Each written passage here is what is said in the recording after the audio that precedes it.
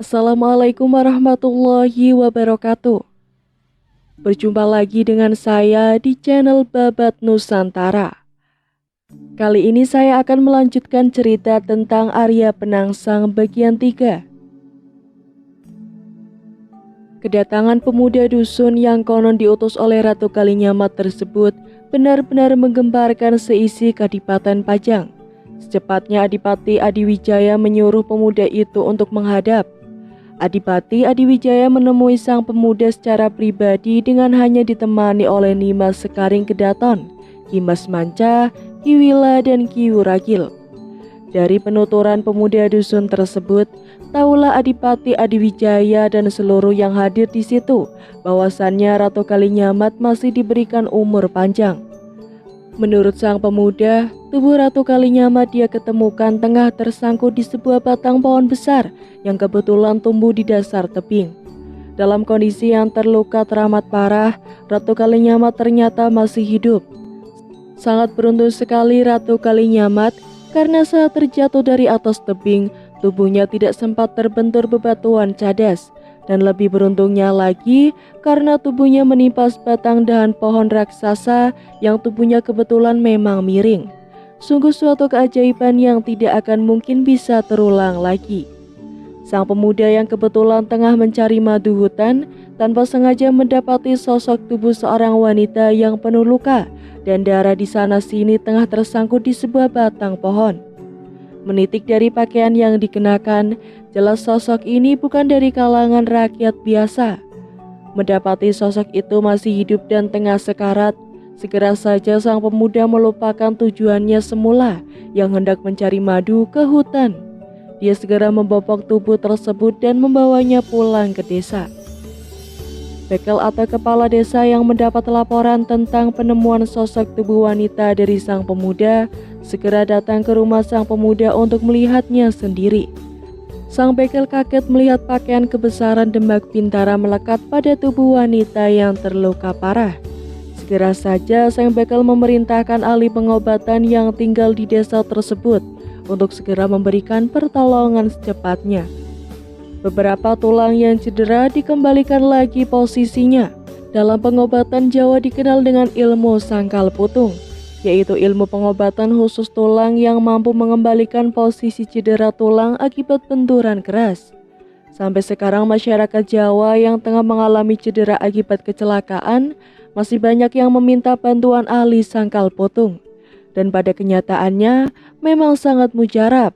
Banyak penderita yang bertolong walaupun tidak harus mendatangi rumah sakit. Luka-luka luar maupun luka-luka dalam perlahan dengan pasti berangsur-angsur sembuh berkat ramuan yang diracik dari berbagai tanaman. Dan 1 minggu kemudian, sosok wanita yang tak lain adalah Ratu Kalinyamat tersebut baru bisa diajak bicara. Dan terkejutlah seisi penghuni desa tak terkecuali sang bekel mendapati pengakuan dari wanita tersebut bahwasannya dirinya tak lain adalah Ratu Kalinyamat, permaisuri Sultan Demak V yang kini telah tewas akibat terbunuh oleh pasukan Jipang Panolan. 1 bulan kemudian Ratu Kalinyamat telah mampu bangkit dari ranjang walaupun masih tertatih-tatih akibat cedera tulang yang dialaminya masih belum sembuh total. Pada masa itu, interaksi antara penduduk desa dengan desa lain sangat terbatas. Di samping kebetulan ekonomi mereka telah tercukupi dari hasil pertanian olahan sendiri, medan dan jalan-jalan penghubung antar daerah masih sulit dan terjal. Apalagi desa di mana Ratu Kalinyamat tertolong termasuk desa yang di lereng pegunungan. Maka bisa dibayangkan betapa terisolirnya letak desa tersebut. Bagi para penduduk desa adalah sebuah kehormatan besar bagi mereka telah menolong seorang permaisuri Sultan Demak. Dan kepada pemuda yang dulu menemukan tubuh Ratu Kalinyamat pada mula pertama, sang ratu menjanjikan sebuah jabatan di pemerintahan. Sang pemuda lantas diutus oleh Ratu Kalinyamat menyampaikan kabar keselamatan ke Pajang dengan dibekali beberapa lembar rontal yang telah ditulisi pesan pribadi dari sang ratu. Dan setelah diwanti-wanti agar berhati-hati di jalan, karena ini adalah tugas yang cukup rahasia dan berbahaya jika sampai diketahui oleh mata-mata Jipang. Maka berangkatlah sang pemuda ke Pajang. Adipati Adiwijaya berikut sang permaisuri Nimas Sekaring Kedaton benar-benar bersyukur kepada Hyang Widi mendengar kabar yang dibawa oleh sang pemuda yang kini tengah ada di hadapan mereka. Bahkan saking gembiranya Nimas Sekaring Kedaton meneteskan air mata bahagia. Segera Adipati Adiwijaya membaca surat dari kakak iparnya yang diserahkan oleh sang pemuda. Nampak sang adipati mengurutkan dahi setelah membaca isi surat dari Ratu Kalinyamat. Di sana tertulis bahwasannya sang ratu meminta kepada Adipati Adiwijaya supaya mengirimkan beberapa prajurit pilihan untuk mengantarkannya pulang ke Jepara. Para prajurit harus nyelamur lampah alias menyamar sebagai orang kebanyakan. Tidak hanya prajurit, sang ratu juga meminta agar dikirimkan pula beserta para prajurit beberapa pelayan wanita. Tujuan sang ratu ke Jepara adalah menuju sebuah gua rahasia yang tidak seorang pun mengetahui letak gua tersebut, kecuali sang ratu sendiri dan almarhum suaminya Sunan Kalinyamat. Di sana selain menyembunyikan diri, Ratu Kalinyamat juga bertekad akan melakukan tapa wuda atau tapa telanjang. Ratu Kalinyamat tidak akan mengenakan selembar pakaian pun selama Arya Penangsang belum mati terbunuh. Selain itu, Ratu Kalinyamat secara khusus meminta agar Adipati Adiwijaya memberikan ganjaran atau anugerah berupa uang yang sepantasnya kepada para penduduk desa yang telah berjasa menyelamatkan nyawanya, dan khusus kepada pemuda yang telah menemukan tubuhnya ketika terluka parah. Ratu Kalinyamat mohon agar pemuda tersebut bisa diberikan kedudukan yang pantas di jajaran pemerintahan Kadipaten Pajang. Membaca permintaan yang kedua dan ketiga dari Ratu Kalinyamat, bagi sang adipati tidak menjadi masalah untuk memenuhinya. Namun membaca permintaan pertama di mana sang ratu hendak berminta menuju ke Jepara, membuat Adipati Adiwijaya merasa berberat hati. Adipati Adiwijaya memutuskan agar sang pemuda untuk sementara mundur dahulu dari hadapan beliau. Dia diutus agar beristirahat untuk sementara waktu. Beliau sendiri hendak membahas isi surat Ratu Kalinyamat dengan Nimas Sekaring Kedaton, Ki Mas Manca, Ki Wila dan Ki Wuragil secara pribadi. Sang pemuda diantar beberapa prajurit pengawal Adipati menuju tempat peristirahatan yang telah disediakan baginya. Jepara kini telah dikuasai oleh Jipang Panolan. Bila Ratu Kalinyamat nekat kembali ke Jepara, itu sama saja dengan Ula Marani Kepo atau artinya mencari mati. Ula Marani Kepo adalah istilah Jawa yang artinya kurang lebih seekor ular malah mendekati tongkat pemukul yang hendak dipergunakan untuk meremukkan kepalanya. Begitulah Adipati Adiwijaya berpendapat. Namun Nimas Sekaring Kedaton malah berpendapat lain. Saat ini malahan tempat yang dirasa paling aman bagi kakak kandungnya memang hanyalah wilayah Jepara. Karena walaupun Jepara memang telah dikuasai Jipang Panolan, namun Ratu Kalinyamat bagaimanapun juga telah hafal setiap jengkal tanah Jepara. Bahkan Nimas Sekaring Kedaton dulu pernah mendengar bahwa kakak kandungnya memang memiliki tempat rahasia yang khusus, tempat yang kerap kali dia pergunakan untuk menyepi dan bertapa. Hanya Ratu Kalinyamat dan almarhum suaminya, Sunan Kalinyamat saja yang tahu di mana letak tempat tersebut. Para prajurit Jepara pun tidak seorang pun yang mengetahuinya. Konon letaknya berada di sekitar Gunung Danaraja. Mungkin jika benar Ratu Kalinyamat berniat untuk menyembunyikan diri di sana, pihak Jipang dapat dipastikan tidak akan bisa menemukannya. Ki Mas Manca, Ki Wila dan Ki Wuragil condong menyetujui pendapat Nimas Sekaring Kedaton. Apa yang telah diputuskan oleh Ratu Kalinyamat tentunya memang sudah dipertimbangkan secara masak. Mungkin selain beliau berniat untuk menyembunyikan diri di tempat yang paling aman, diam-diam sang ratu bisa mengkoordinasikan kekuatan dari para pendukungnya yang masih ada di sana. Siapa saja mereka tentunya hanya Ratu Kalinyamat yang tahu. Ratu Kalinyamat lebih bisa berbuat sesuatu di Jepara daripada jika sang ratu memilih bersembunyi ke Pajang, begitu menurut pendapat Ki Mas Manca. Setelah berunding cukup lama, pada akhirnya Adipati Adiwijaya memutuskan memenuhi semua permintaan Ratu Kalinyamat. Dikirimkannyalah 20 prajurit khusus pilihan dari Pajang dengan menyamar sebagai rombongan penari keliling, dengan membawa seperangkat gamelan sebagai bagian dari aksi penyamaran, ditambah 5 orang pelayan wanita yang menyamar sebagai para penarinya. Maka di hari yang telah ditentukan berangkatlah mereka. Di setiap tempat mereka sengaja menggelar pertunjukan. Hal ini demi untuk mengelabui para mata-mata Jipang sekiranya keberadaan mereka tengah menjadi perhatian mereka. Dan pada akhirnya sampai juga mereka di desa di mana Ratu Kalinyamat tengah menyembunyikan diri. Ratu Kalinyamat lantas ikut rombongan Pajang tersebut dan meninggalkan desa di mana selama ini sang ratu telah dirawat untuk menuju ke Jepara. Dalam perjalanan ke Jepara, rombongan tersebut juga kerap menggelar pertunjukan.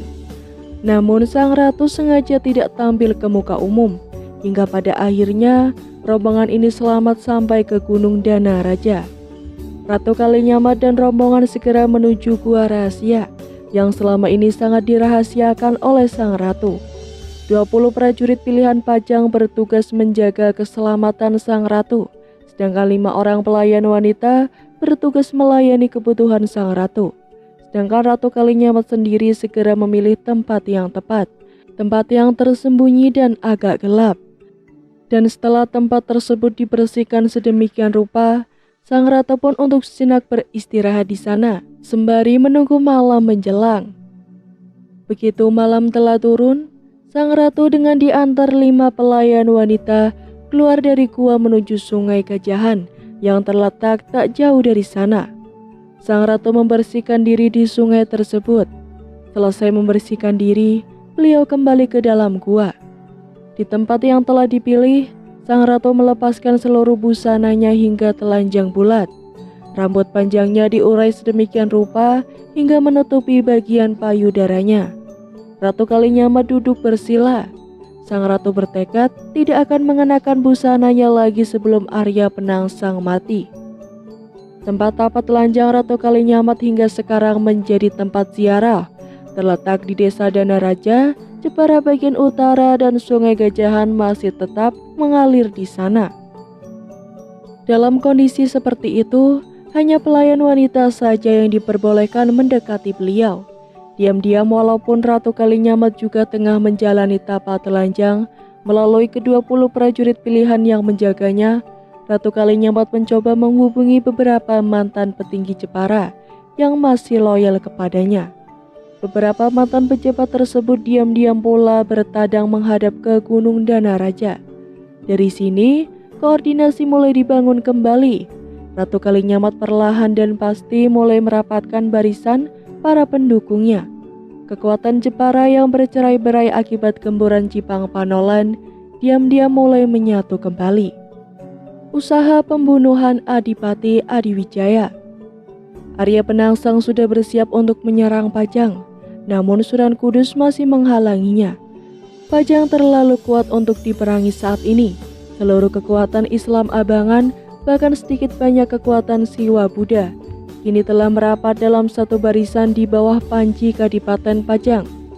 Jika Dewan Wali Songo sudah jelas-jelas memberikan dukungan kepada Jipang, maka penyerangan ke Pajang tidaklah menjadi masalah, karena sudah dapat dipastikan Cirebon dan Banten mau tidak mau akan ikut memperkuat barisan Jipang, manakala Dewan Wali Songo telah mengeluarkan fatwanya. Kekuatan Pajang sebenarnya terletak pada sosok Jaka Tingkir sebagai pewaris tahta Majapahit. Sosok Adipati Pajang ini mampu memberikan semangat romantisme yang luar biasa akan kejayaan Majapahit. Baik pengikut dari Siwa Buddha maupun Islam Abangan, mereka semua sangat-sangat mengagungkan Majapahit. Sunan Kudus memberikan solusi. Jika Jaka Tingkir berhasil dibunuh, maka dapat dipastikan kekuatan Pajang akan terpecah-pecah. Model pembunuhan seperti yang pernah dilakukan kepada Sunan Prawata yang berhasil dengan gemilang, tidak ada salahnya dicoba untuk dilakukan sekali lagi kepada Adipati Pajang tersebut. Arya Penangsang merespon solusi yang dianjurkan oleh Sunan Kudus. Dipilihnyalah 4 orang anggota prajurit Sureng, prajurit khusus Jipang Panolan, untuk menjalankan tugas rahasia tersebut. 4 anggota prajurit pilihan yang diambil dari anggota pasukan khusus segera ditugaskan menuju Pajang. Konon Jaka Tingkir adalah sosok manusia dikdaya yang tubuhnya kebal senjata tajam. Maka sekali lagi keris Kiai Brongot Setan Kober yang berhasil direbut dari dalam kereta kencana Ratu Kalinyamat dan Sunan Kalinyamat dikala penyerangan kepada kedua bangsawan tersebut tempo hari, kini dibekalkan kepada 4 orang prajurit tersebut. Dengan menyamar sebagai pedagang keliling, 4 orang prajurit khusus Jipang Panolan tersebut segera berangkat menuju Pajang. Beberapa hari mereka menempuh perjalanan dan akhirnya sampai juga di ibu kota Kadipaten Pajang. 4 orang prajurit Jipang selama 3 hari menyamar sebagai pedagang keliling, sembari pura-pura menjajakan dagangan berupa pakaian-pakaian jadi. Mereka mencoba mencari informasi seputar kondisi dan situasi Kadipaten. Sebagai seorang prajurit khusus yang telah terlatih, mereka dengan cepat mampu memadai di mana titik-titik lemah penjagaan Kadipaten Pajang. Setelah yakin akan hasil penyelidikannya, maka pada hari keempat tepat tengah malam, mereka segera memulai aksinya. Malam itu Ki Ageng Pemenahan dan Ki Juru Martani belum tertidur. Keduanya masih terjaga sembari berbincang-bincang. Namun mendadak baik Ki Ageng Pemenahan maupun Ki Juru Martani merasakan perubahan suasana yang aneh. Kondisi Kadipaten tiba-tiba terasa senyap. Bahkan suara burung malam yang sesekali terdengar kini mendadak tak terdengar sama sekali. Seolah seluruh makhluk penghuni malam telah hilang begitu saja, entah kemana. Suasana yang terasa aneh seperti itu membuat kedua orang ini waspada. Ki Juru Martani berbisik kepada Ki Ageng Pemenahan bahwa sepertinya ada orang yang tengah menebarkan kekuatan gaib ilmu sirap, yaitu sejenis ilmu yang dipergunakan untuk membuat orang lain tertidur pulas, bagaikan mati. Ki Ageng Pemenahan segera memutuskan untuk keluar dari bilik pribadi. Dengan diikuti oleh Ki Juru Martani, keduanya segera berkeliling areal Kadipaten. Di dalam bilik peraduan, Adipati Adiwijaya juga merasakan perubahan suasana yang misterius tersebut. Malam itu, sang Adipati tidur dengan ditemani 4 orang istri selirnya. Keempat istri selir nampak pulas tertidur di sisi kanan dan kiri sang Adipati. Mereka tertidur bagaikan mati.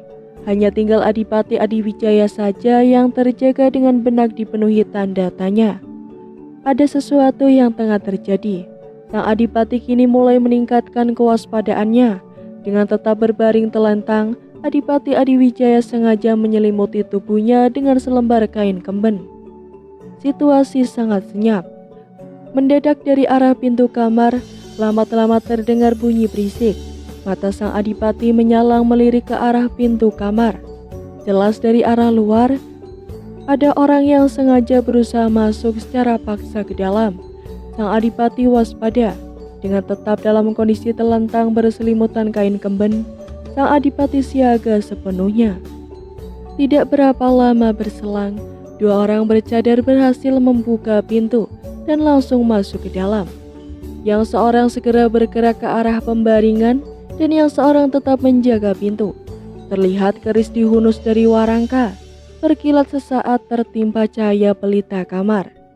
Dengan memegang keris terhunus dan berjalan mengendap-endap, salah seorang bercadar mendekati pembaringan Adipati Adiwijaya. Begitu jarak sudah sedemikian dekat dengan tubuh sang Adipati, orang bercadar tersebut secepat kilat menikamkan keris ke dada sang Adipati. Keris terayun menyalang mengarah dada. Namun terjadi keanehan. Tusukan yang telah sedemikian tepat dan mematikan tersebut mental bagaikan mengenai lempengan besi padat. Dada sang Adipati sama sekali tidak terluka sedikit pun. Hanya kain kemben yang dijadikan selimut tersingkap. Orang bercadar yang menusukkan keris terkejut. Sekali lagi dihujamkannya keris ke arah yang sama. Dan sekali lagi pula keris mental bagaikan mengenai lempengan logam. Di saat itu Adipati Adiwijaya mendadak membuka mata nyalang. Dengan mengerah marah, Adipati Adiwijaya segera menjejakkan kakinya ke dada orang yang bercadar, yang berusaha hendak menusukkan keris sekali lagi ke arah tubuhnya. Jejakan kaki sang adipati tepat mengenai dada. Tubuh orang bercadar terdorong ke belakang, lantas jatuh menimpa perabotan kamar diiringi bunyi gaduh yang nyaring. Bunyi gaduh akibat jatuhnya tubuh orang bercadar menimpa perabotan kamar membuat keempat istri selir terbangun. Kontan begitu menyadari ada dua orang lain yang tengah hadir di dalam kamar, mereka langsung menjerit ketakutan. Dengan bertelanjang dada, Adipati Adiwijaya bangkit dari pembaringan dan langsung menyambar sebuah keris yang menyandar di sudut dinding. Adipati Adiwijaya mengunus keris tersebut seketika. Salah seorang bercadar yang sedari tadi menjaga pintu tanpa menunggu waktu langsung menyerang sang adipati. Perkelahian segera terjadi, kegaduhan pun tercipta diiringi jerit ketakutan. Keempat istri selir yang kini nampak berkumpul berdiri di pojok kamar. Tusukan keris bisa dihindari oleh Adipati Adiwijaya. Bahkan dengan tak terduga, keris di tangan sang adipati cepat menukik ke arah perut. Orang bercadar kaget, begitu cepat serangan tersebut. Dia berusaha menghindar selekasnya, namun karena terlalu cepat serangan, kulit perutnya pun tergores juga. Di balik cadarnya dia meringis kesakitan. Salah seorang yang sedari tadi terjatuh, kini bangkit berdiri dan langsung menyerang. Kegaduhan kembali terjadi lebih dari semula. Namun bagaimanapun juga, kedua pasukan khusus Sureng Jipang Panolan ini diam-diam harus mengakui sosok Adipati Adiwijaya memang tangkas dan terengginas dalam bermain silat. Belum lama pertempuran terjadi karena terpancing suara gaduh dan jeritan para selir yang berselang-seling dengan teriakan-teriakan dari mereka yang tengah berkelahi. Beberapa pasukan pengawal Adipati merangsak masuk ke dalam kamar. Nampak Ki Ageng Pamenaha dan Ki Juru Martani langsung ikut meleburkan diri dalam kegaduhan. Sang Adipati berteriak nyalang, "Jangan bunuh, tangkap hidup-hidup." Apa daya dua orang menghadapi beberapa prajurit pengawal Adipati Pajang. Begitu tombak-tombak panjang yang runcing terarah ke tubuh mereka, mau tak mau mereka menghentikan serangannya dan langsung duduk bersimpuh. "Kanjeng Adipati, saya juga telah membekuk dua orang lain yang berada di luar," ujar Ki Ageng Pamenahan sembari menyembah. Adipati Adiwijaya menyarungkan kerisnya. "Kurung mereka untuk sementara waktu, obati luka-luka mereka. Besok pagi hadapkan semuanya kepadaku." Ki Ageng Pamenahan menyembah lantas memerintahkan dua orang prajurit pengawal untuk mengikat tangan kedua orang bercadar yang kini tengah duduk bersimpuh. Keduanya lantas diiringi keluar kamar dan dibawa ke pakunjaran atau tempat kurungan. Malam itu Adipati Adiwijaya terpaksa harus tidur di kamar permaisurinya, Nimas Karingkedaton, yang jadi ikut terbangun akibat kejadian tersebut. Beberapa pelayan wanita terpaksa pula membereskan seluruh perabotan pecah belah yang hancur berserakan akibat perkelahian barusan. Malam itu seisi Kadipaten Pajang geger. Keesokan harinya, keempat orang yang semalam tertangkap dihadapkan secara khusus kepada Adipati Adiwijaya. Cadar mereka telah dibuang. Kini wajah keempat-empatnya nampak jelas sudah. Mereka menundukkan muka, menunggu jatuhnya hukuman mati yang pasti akan diberikan oleh Adipati Adiwijaya. Sang Adipati terdiam agak lama memperhatikan keempat orang yang nampak sudah sangat pasrah tersebut. Di sana Ki Mas Manca, Ki Wila, Ki Wuragil dan Ki Ageng Pamenahan dan Ki Juru Martani ikut hadir. Berikut beberapa prajurit pengawal. Suasana tegang menantikan apa yang hendak dilakukan oleh sang Adipati. Tak ada yang berani mengeluarkan suara sekecil apapun. Pada akhirnya, Adipati Adiwijaya pun angkat suara.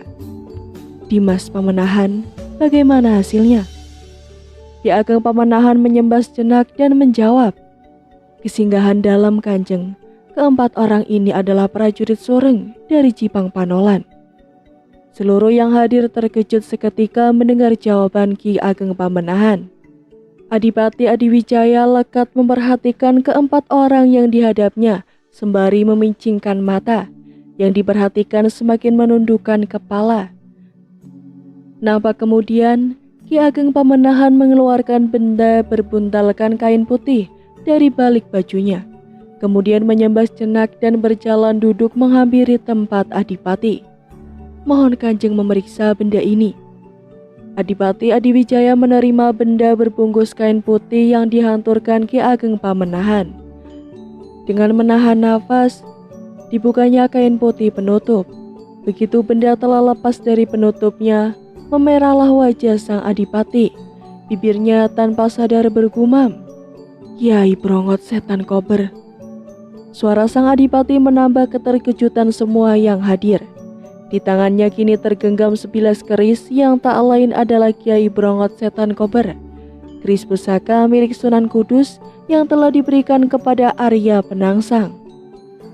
Dada Adipati Adiwijaya bergemuruh. Ditunjukkannya keris di tangan kepada Ki Mas Manca. Ki Mas Manca memicingkan mata, memperhatikan keris tersebut lekat-lekat. Sembari menarik nafas, wajah Ki Mas Manca bersemu marah. "Bagaimana Kang Mas?" tanya Adipati Adiwijaya. Ki Mas Manca diam sesaat, kemudian dia menjawab, "Terserah Dimas Adipati, ini sudah keterlaluan." Keris lantas diserahkan kembali kepada Ki Ageng Pamenahan. Kini kembali Adipati Adiwijaya memperhatikan 4 orang prajurit Sureng Cipang Panolan. Sang Adipati dengan suara tertahan menanyakan langsung kepada keempat prajurit di hadapannya, benarkah Arya Penangsang yang telah memerintahkan mereka? Salah seorang prajurit yang ditunjuk untuk menjawab dengan terbata-bata membenarkan akan hal itu. Suasana menjadi bertambah tegang. Adipati Adiwijaya menghela nafas lantas berkata, "Kalian orang Jipang, kali ini aku mengampuni nyawa kalian." Mendengar titah sang Adipati, semua yang mendengar tidak menduga sama sekali. Lantas kembali sang Adipati berkata, "Pulanglah kembali ke Cipang Panolan. Tapi Kiai Brongot Setan Kober aku ambil, dan kupulangkan kalian akan aku beri bekal emas permata dan uang keteng yang banyak. Katakan kepada Arya Penangsang tidak mudah membunuh Jaka Tingkir." Keputusan sudah diturunkan, tidak ada lagi yang berani membantah. Keesokan harinya, keempat prajurit Sureng dari Jipang dihantarkan oleh prajurit khusus pengawal Adipati keluar dari ibu kota Pajang untuk pulang kembali ke Cipang Panolan. Betapa malu keempat orang prajurit Sureng tersebut mendapat perlakuan semacam itu. Kepulangan 4 prajurit Sureng ke Cipang Panolan bukannya membawa kabar keberhasilan yang membuat Arya Penangsang senang, namun malahan membuat malu yang mencoreng muka Arya Penangsang. Tidak hanya gagal menjalankan tugas, tapi juga meninggalkan keris Kiai Setan Kober di Pajang. Sudah bisa ditebak, diam-diam keempat orang prajurit ini dijatuhi hukuman penggal kepala oleh Arya Penangsang karena tidak berhasil menjalankan tugas. Sangat ironis. Kabar kegagalan itu dilaporkan oleh Arya Penangsang kepada Sunan Kudus. Sunan Kudus tak habis pikir betapa tinggi ilmu kanuragan yang dimiliki Adipati Adiwijaya. Keris Kiai Brongot Setan Kober tidak mampu melukai tubuhnya sedikit pun. Arya Penangsang mendesak Sunan Kudus agar diberi izin untuk mengadakan penyerangan ke Kadipaten Pajang, karena semuanya sudah kepalang basah. Namun lagi-lagi Sunan Kudus menghalanginya. Sunan Kudus masih memiliki satu cara lagi. Satu cara untuk memancing Adipati Adiwijaya keluar dari sarang. Jika berhasil dipancing keluar dari sarangnya, maka untuk memusnahkannya segala ilmu kanuragan yang dimilikinya dan lantas membunuhnya akan semakin mudah dilakukan. Pada hari yang akan ditentukan, Sunan Kudus secara pribadi akan mengirimkan undangan khusus kepada Adipati Pajang.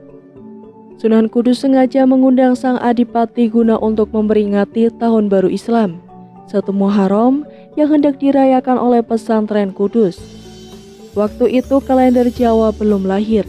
Kalender yang dipakai adalah kalender Hijriah dan kalender Saka.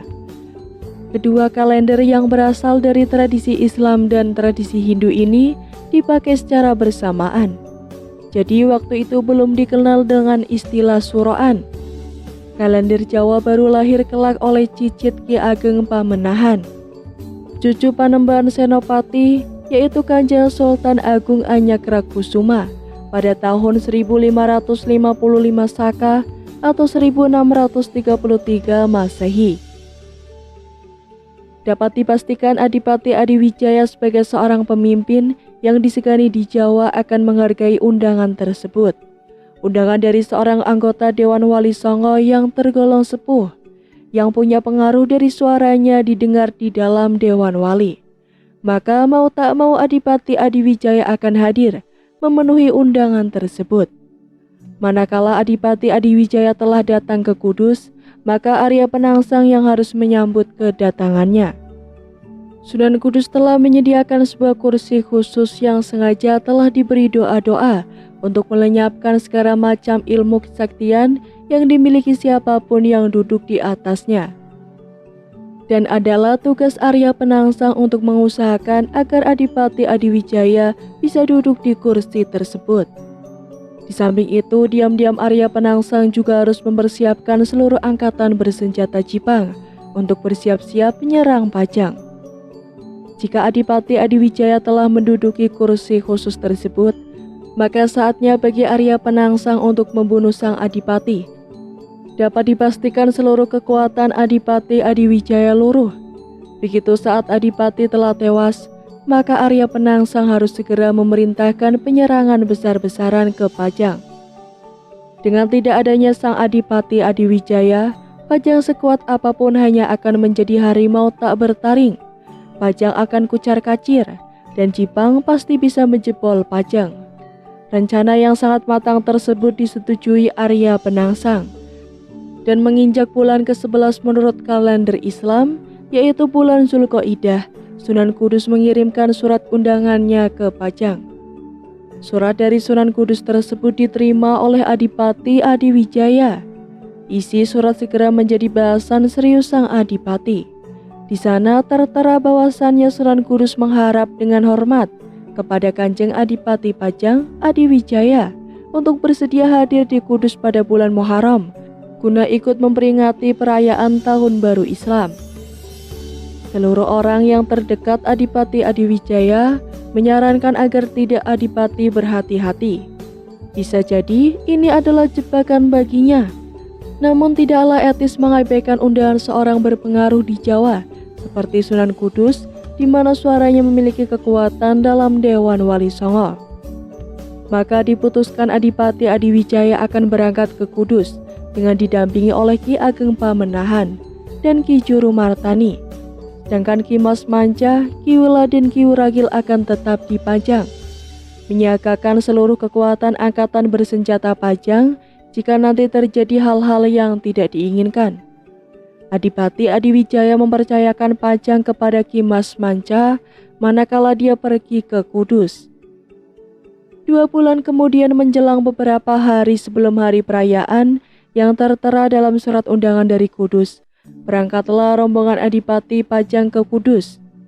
Segala macam kebesaran Pajang nampak dari rombongan tersebut. Di setiap jalan yang dilalui, rombongan Pajang senantiasa mendapatkan berbagai bentuk penghormatan dari rakyat. Bahkan di tempat-tempat mana rombongan Pajang bermalam, rakyat sangat bersuka cita menerima kehadiran mereka. Banyak yang mempersembahkan makanan dengan sukarela, walaupun sebenarnya seluruh rombongan tidak begitu memerlukan. Perbekalan yang dibawa oleh Pajang sudah lebih dari cukup. Namun, Adipati Adiwijaya memerintahkan kepada seluruh prajurit yang ikut dalam rombongan agar menerima segala persembahan dari rakyat tersebut. Walaupun nampak remeh-temeh, namun itu adalah wujud kecintaan rakyat kepada mereka semua. Jangan sekali-kali mengajukan persembahan makanan yang diujukan dengan rasa penuh kecintaan tersebut. Beberapa hari kemudian, sampailah rombongan Adipati Pajang ke kota Kudus. Kedatangan rombongan itu dari Pajang ini mengagetkan masyarakat Kudus. Mereka terperangah melihat segala macam kebesaran yang terlihat. Mereka baru menyadari bahwa Pajang ternyata sudah pantas jika menjadi sebuah kerajaan besar. Panji-panji Pajang berkibar-kibar, berkelebat dengan gagah diterpa angin. nampak di depan Adipati Adiwijaya menaiki seekor gajah, diiringi beberapa prajurit berkuda di arah depan, kiri, kanan, dan baru rombongan berkuda juga di belakangnya. Seluruh orang Kudus kagum melihat kebesaran Pajang. Rombongan itu langsung menuju ke pesantren Kudus. Di sana para santri menyambut kedatangan rombongan Adipati Pajang dengan menabur rebana dan menyanyikan sholawat Nabi seperti kebiasaan mereka. Di antara rombongan Ki Ageng Pamenahan dan Ki Juru Mertani tetap mempertajam kewaspadaan mereka. Nampak selain para santri, ada terlihat beberapa pasukan Jipang yang juga telah hadir di sana. Bahkan ada beberapa pasukan dari daerah lain yang nampak ikut hadir. Namun kedatangan rombongan dari Pajang lebih menyita perhatian. Kebesaran Adipati Adiwijaya sangat memukau semua mata. Begitu sang Adipati turun dari atas punggung gajah, nampak di pendopo beberapa santri langsung menyambutnya dan mempersilahkan masuk ke pendopo. Seluruh rombongan turun dari kuda. Masing-masing tali kekang kuda ditempatkan di tempat yang telah disediakan. Perayaan Tahun Baru Islam di Kudus memang terlihat meriah. Ki Ageng Pamenahan dan Ki Juru Martani segera mengiringi Adipati Adiwijaya. Mereka masuk ke pendopo diikuti para prajurit khusus Pajang yang lain. Begitu seorang santri kembali mempersilahkan agar Adipati Adiwijaya masuk ke ruang dalam untuk bertemu secara khusus dengan Sunan Kudus, Ki Ageng Pamenahan segera memilih beberapa prajurit yang terlatih untuk ikut mengiringi sang Adipati bersamanya. Sedangkan Ki Juru Martani tetap bertugas di luar, menyiagakan seluruh prajurit yang tidak ikut masuk bila ada hal yang tidak dikehendaki nanti. Manakala Adipati Adiwijaya, Ki Ageng Pamenahan dan beberapa prajurit pilihan masuk ke ruangan dalam, betapa terkejut mereka ketika di sana ada Arya Penangsang dan beberapa prajurit khusus Jipang Panolan telah berdiri menyambut mereka. Baik Adipati Adiwijaya maupun Ki Ageng Pamenahan segera waspada. Arya Penangsang langsung bergerak memeluk Adipati Adiwijaya. Setelah itu, dia berkata, "Dimas Adipati, sangat senang hatiku melihat Adimas bersedia hadir di Kudus ini." Adipati Adiwijaya tersenyum dan menjawab, "Kang Mas Penangsang, hati saya pun gembira bisa melihat Kang Mas juga hadir di Kudus ini." Diam-diam Ki Ageng Pamenahan memberikan isyarat waspada kepada seluruh prajurit yang ikut masuk. Terdengar Arya Penangsang kembali buka suara, "Mari Adimas, silakan duduk di sini." Arya Penangsang mempersilahkan Adipati Adiwijaya untuk duduk di salah satu kursi yang tersedia. Namun mendadak terbesit perasaan ganjil di hati Adipati Adiwijaya manakala matanya melihat keberadaan kursi yang dimaksud oleh Arya Penangsang.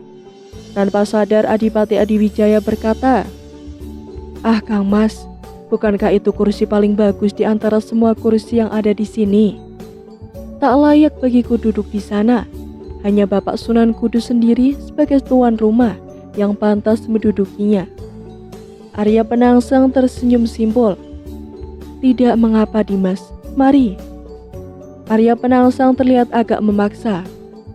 Sikap Arya Penangsang menambah ketidaknyamanan di hati Adipati Adiwijaya semakin bertambah-tambah. Terasa aneh Adipati Adiwijaya secara halus tetap menolak untuk duduk di sana. "Sudahlah Kang Mas Penangsang, saya akan duduk di kursi sebelahnya saja. Saya tidak enak duduk di sana, sepertinya ada sesuatu di kursi tersebut." Arya Penangsang kaget, namun segera dia menutup kekagetannya. Memang ada apa di kursi tersebut? Apa yang Dimas takutkan? Adipati Adiwijaya tersenyum dan menjawab, "Ah, mungkin hanya perasaan saya saja. Tapi jika memang tidak ada apa-apa di sana, apakah Kang Mas berani menduduki kursi tersebut?" Arya Penangsang sedikit kebingungan.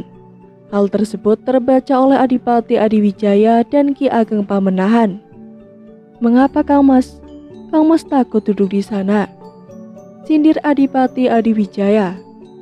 Memerah wajah Arya Penangsang, dia menjawab, "Tidak ada apa-apa di sana. Buat apa saya takut?" Dan dengan pongahnya Arya Penangsang langsung berjalan ke arah kursi tersebut dan langsung duduk di atasnya. Padahal Sunan Kudus telah berwanti-wanti, kursi tersebut telah diisi dengan doa-doa.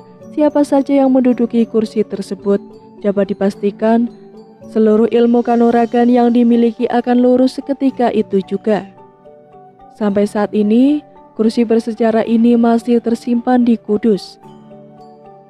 Diam-diam Sunan Kudus yang tengah mengintip dari dalam mengeram marah melihat kebodohan dan kesombongan Arya Penangsang. Namun dia belum memutuskan untuk keluar menemui Adipati Adiwijaya. Melihat kursi yang semula ditawarkan kepadanya kini telah diduduki oleh Arya Penangsang, Adipati Adiwijaya tersenyum simpul, lantas mengambil tempat duduk yang bersebelahan dengan Arya Penangsang. Ki Ageng Pemenahan dan beberapa prajurit segera duduk bersila di bawah. Setelah berbasa-basi sejenak, Adipati Adiwijaya menyengaja berkata demikian. "Oh iya Kang Mas, saya jadi ingat. Beberapa bulan yang lalu, Pajang kemasukan para pembunuh bayaran. Nyawa saya yang diincar. Tapi syukurlah, Hayang Widi masih memberikan keselamatan kepada saya." Sengaja Adipati Adiwijaya menggantungkan kalimatnya untuk melihat reaksi Arya Penangsang. Sedikit gugup Arya Penangsang, tapi berpura-pura dia kaget. "Benarkah? Berani sekali. Syukurlah jika Dimas bisa lolos dari maut dan selamat sampai hari ini." Adipati Adiwijaya tersenyum mengangguk, lantas berkata, "Dan keris yang dipakai para pembunuh untuk membunuh saya berhasil saya ambil." Adipati Adiwijaya memberi isyarat kepada Ki Ageng Pemenahan. Ki Ageng Pemenahan nampak tegang. Dia lantas mendekat dan mengelurkan sebuah peti kayu jati ke arah Adipati Adiwijaya. Adipati Adiwijaya menerimanya, lantas membuka peti tersebut. Dikeluarkannya lah sebilas keris dari sana. Dipegangnya sedemikian rupa sehingga semua mata bisa melihat keris di tangannya. Inilah keris tersebut. Muka Arya Penangsang bagai dirobek-robek, merah padam sudah. Giginya berkemelutuk, apalagi ketika mendengar ucapan Adipati Adiwijaya selanjutnya. Dan saat ini, sang keris telah bertemu kembali dengan tuannya. Dengan wajah tenang dan bibir tersenyum, Adipati Adiwijaya menyerahkan keris tersebut kepada Arya Penangsang. Ragu Arya Penangsang menerimanya, namun akhirnya dengan perasaan campur aduk antara malu dan marah, diterima juga keris itu. Terdengar kembali Adipati Adiwijaya berkata datar, "Konon katanya keris tersebut ampuh, tapi bagi saya terasa seperti digelitiki dengan lidi saat keris tersebut dihujamkan di dada saya." Amarah Arya Penangsang bangkit. Setelah menggeram dia berkata, "Jika saya yang menggunakannya, jangankan manusia, gunung pun akan longsor, laut pun akan kering." Adipati Adiwijaya berkelitik juga. Lantas sang Adipati mencabut keris yang sedari tadi terselip di pinggang belakangnya. Kiai Carubuk, nama keris Adipati Adiwijaya. Keris itu adalah pemberian Kanjeng Sunan Kalijaga. Lebih ampuh mana dengan Kiai Carubuk milik saya? Arya Penangsang seketika bangkit berdiri. Dengan mata merah memandang ke arah Adipati Adiwijaya tajam. Adipati Adiwijaya lantas ikut bangkit pula, suasana berubah tegang. Dua orang kesatria ini kini telah berdiri berhadap-hadapan dengan keris di tangan masing-masing. Arya Penangsang dengan Kiai Berongot Setan Kober di tangannya, sedangkan Adipati Adiwijaya dengan Kiai Carubuk. Di bawah baik prajurit Pajang maupun prajurit Jipang telah memutar keris mereka yang semula terselip di pinggang belakang. Kini sudah diputar ke depan dengan gagah sudah mereka genggam. Tinggal mencabut kerisnya. Kedua pasukan khusus ini sudah siap tempur juga. Dua kekuatan tangguh Jipang dan Pajang kini sudah berhadap-hadapan. Tunggu cerita selanjutnya tentang Arya Penangsang 4. Jangan lupa untuk klik like, komen, subscribe channel ini dan bunyikan loncengnya agar kalian tidak ketinggalan cerita menarik lainnya. Wassalamualaikum warahmatullahi wabarakatuh.